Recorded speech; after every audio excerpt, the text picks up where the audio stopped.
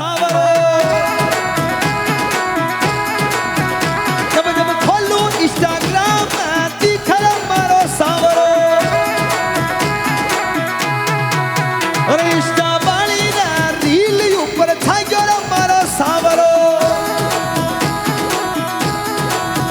जब जब खोलूं इंस्टाग्राम मन दिखे मारो सावरो।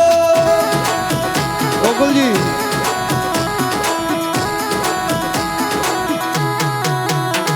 बोला सावरिया सेठ की क्या हो। और ये बात तो फाइनल है, ऐसी व्यवस्थाएं बहुत कम जगह मिलती हैं। एक बार आयोजन करवाने वालों के लिए जोरदार की ताली बजा के स्वागत करें इनका।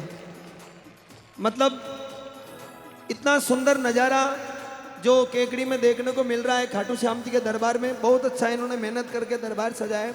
और विशेष हमारे देवेश साउंड अजमेर के लिए जोरदार की ताली बजाएं एक बार। ये जब जब खोलूं इंस्टाग्राम